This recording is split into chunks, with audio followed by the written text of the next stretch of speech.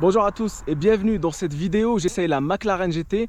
McLaren m'a proposé de vivre plusieurs jours et de voyager avec la McLaren GT. J'ai bien sûr répondu par un grand oui.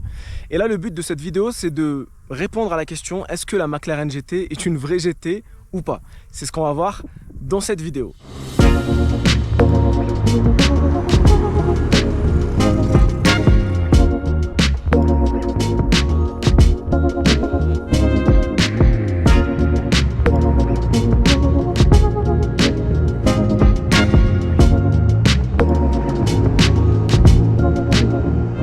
C'est le modèle le plus sage de McLaren, j'ai envie de dire, avec un avant qui est assez sage par rapport à la McLaren 720S, mais qui reste séduisante et très agressive, surtout lorsqu'on la voit en vrai, parce qu'en photo et en vidéo, je trouve qu'elle fait plus aplatie, plus ramassée, alors qu'en réalité, elle est juste monstrueuse, surtout avec ses portes papillons. Ça lui donne beaucoup de charme. Sur ce modèle, le ticket d'entrée est à 199 500 €. Bien sûr, sur notre modèle d'essai, on a par exemple le pack carbone que vous voyez ici à l'avant. Rien que ça coûte 21 000 €. Donc on est au-dessus des 200 000 € pour ce modèle d'essai. Ici, on a de très belles jantes de 20 pouces à l'avant et puis de 21 pouces à l'arrière. Une très belle entrée d'air pour apporter de l'oxygène au moteur V8 qui est à l'arrière. J'aime beaucoup l'arrière avec cette forme très effilée.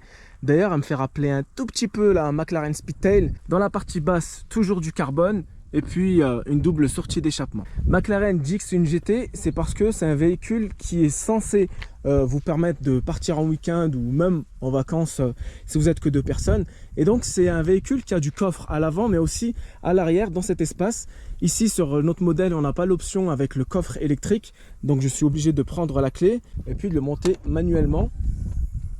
Et là on découvre un coffre de 420 litres. C'est un coffre qui n'est pas assez profond. Juste en dessous, il y a le moteur V8 et donc il prend beaucoup de place. Et ce que je vous recommande donc, c'est de prendre la bagagerie McLaren puisqu'elle a été conçue pour rentrer parfaitement avec cet espace qui est assez restreint. Et puis j'en profite pour vous montrer le coffre à l'avant. On ouvre. Donc là, le coffre, il a un volume beaucoup plus petit puisqu'on est à 150 litres, donc beaucoup moins qu'à l'arrière. Comme le coffre est beaucoup plus profond, on peut se permettre donc de mettre une valise cabine par exemple, voire même deux. On a assez d'espace ici. Donc personnellement, je préfère mieux le coffre à l'avant que le coffre à l'arrière, que je trouve pas très pratique.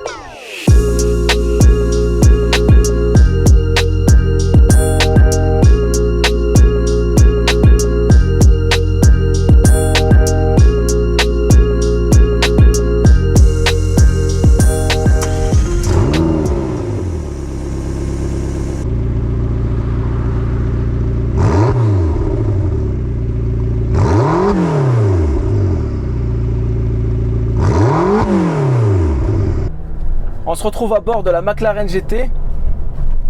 On va faire quelques petites routes pour voir ce qu'elle vaut vraiment. Là pour l'instant, je suis sage, je suis en mode confort, moteur et châssis. On roule doucement et normalement. Je la trouve confortable malgré que les sièges soient un peu raides. Puis là, on a une petite route, donc je passe en mode sport, j'active le mode sport, mode manuel, et c'est parti. Wouhou! Ah oui, d'accord.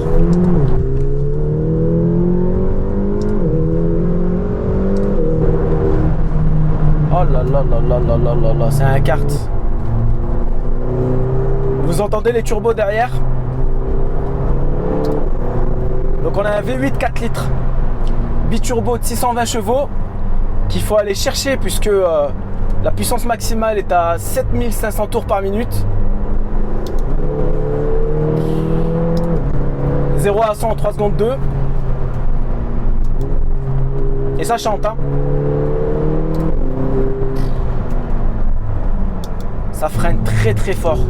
J'aime bien la pédale de frein parce qu'elle est dure et on peut bien doser son freinage. On a des disques carbone céramique de 367 mm à l'avant et 354 mm à l'arrière avec des étriers 4 pistons à l'avant comme à l'arrière. La direction est juste parfaite. On place la voiture comme on veut. Il suffit juste de porter son regard sur la route et puis instinctivement on tourne et La voiture, elle y va. Aucun roulis. La direction, elle est assez, elle est directe, précise, assez lourde, pas du tout floue. C'est plus une supercar qui se prétend GT qu'une GT qui se prétend supercar. Je pense que vous m'aurez compris. Deuxième. Mais la boîte est d'une rapidité incroyable. Incroyable. Et puis on sent qu'elle est légère, hein. On est à 1530 kg.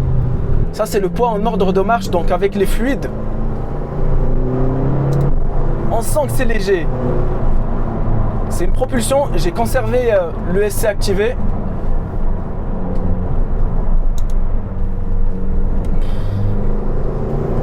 La poussée, mais la poussée du V8 là derrière. Bon, il chante pas aussi bien qu'un V10, hein, qu'une Audi R8 ou qu'une Lamborghini Huracan. Mais il chante. Il est là, quoi. Il est présent.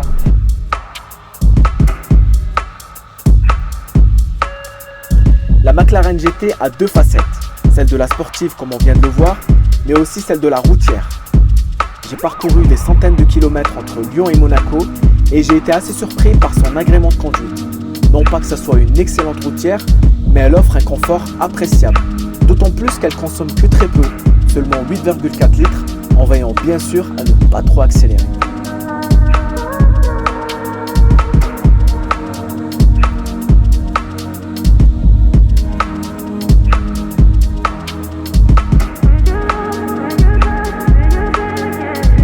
Voilà, j'espère que cet essai vous aura plu. Quant à moi, je vous dis à la prochaine. Ciao!